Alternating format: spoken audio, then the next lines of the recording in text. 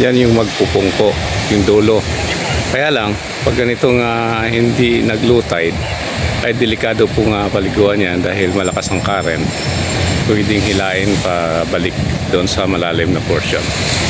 Pero pag low tide, napakasarap daw maligo dyan. Ang lamig ng tubig. At itong portion na ito na maraming alon, ito po ay halos tuyo ito pag mayroong low tide.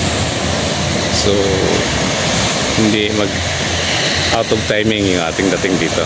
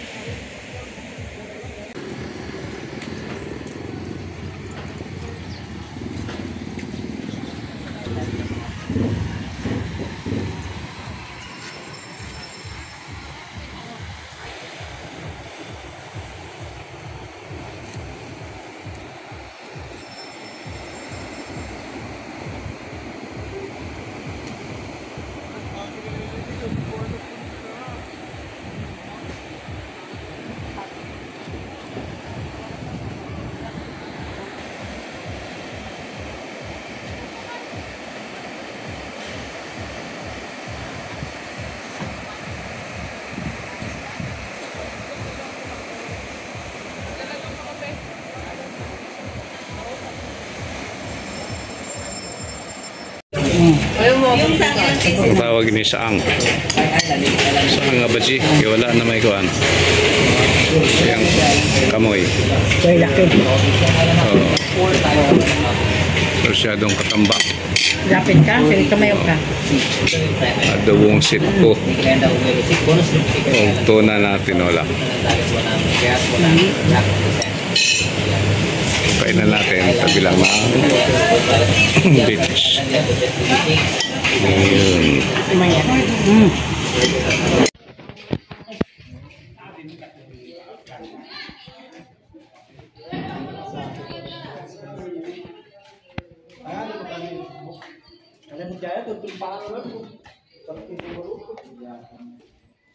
Ang gaganda dito sir kasi ano yung tubig at wala pong So halo na ang tubig alat ini ko ano? asagol.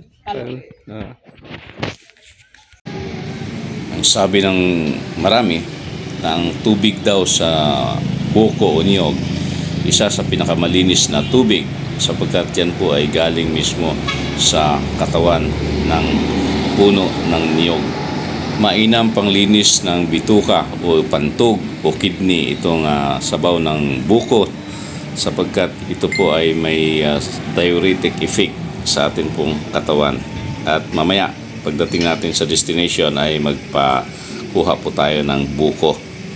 Namimiss na natin ito.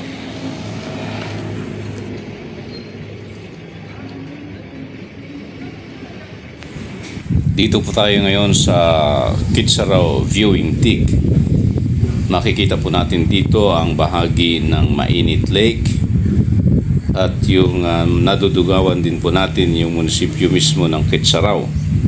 Ang Kitsaraw ay huling bayan ng Surigao del Norte. Boundary ito ng Agusan del Norte. Ng unang bayan naman ay ang Mainit. Aakyatin na natin. Sa Mainit Municipality matatagpuan po ang napakagandang Mainit Lake. Sa bundok na ito makikita po natin yung iba't ibang anggulo ng Kitsaraw at ng mainit dahil sa multi-level viewing deck na makikita po natin. Sa babang bahagi nito ay sa gawing kanan, another viewing deck naman dito para makita din natin yung iba pang angle ng Kitsaraw. So dito na tayo sa pinakatuktok at makita na natin yung inaasahan natin na makita, yung lake mainit. Ayan, so papunta na tayo ngayon doon sa taas. Medyo nakakahingal pero sulit, pakaganda ng lugar.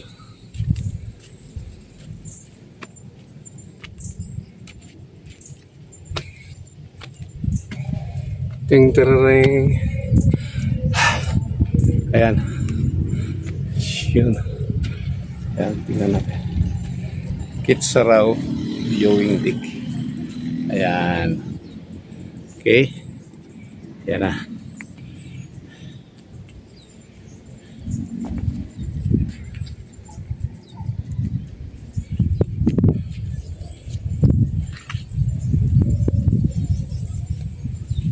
Taas tayo ng konti.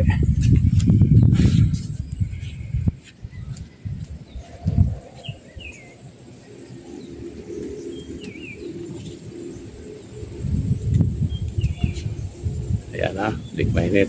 Mamaya tingnan natin dito muna. Ayun, kalsada galing ng Agusan del Norte papasok ng Surigao del Sur del Norte pala. Let's go.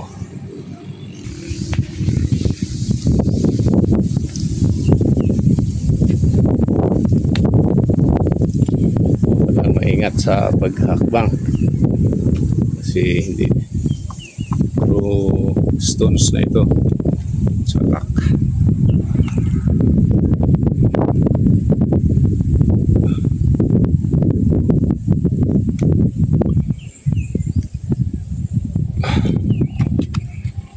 Tingnan na natin.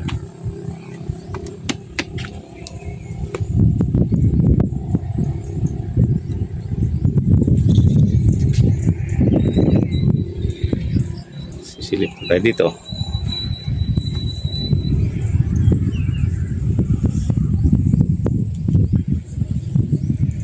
Yan na ang tinatawag na lake mainit.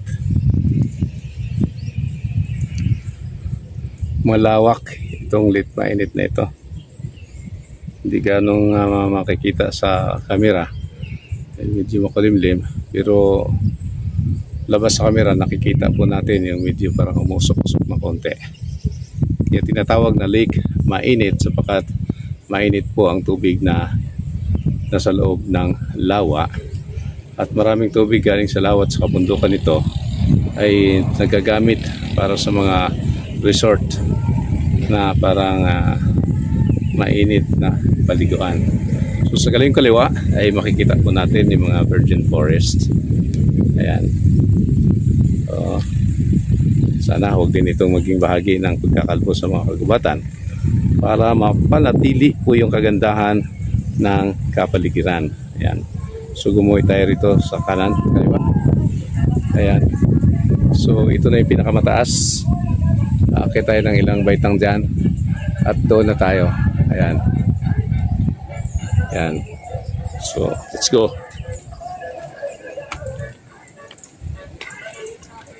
Ingat lang. Oh, mayroon pang upuan. So upo muna tayo dito. Ayan. Kitsaraw viewing deck.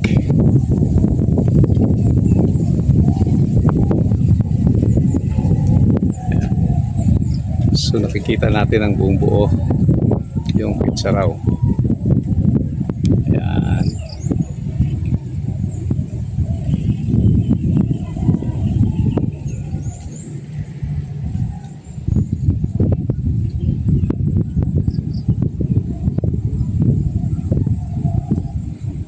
Kita natin mayroong usok. So yan po yung pagluluto ng niyog o kopra. So mayaman talaga ang kabundukan o lupain ng Mindanao. At tayo upo muna.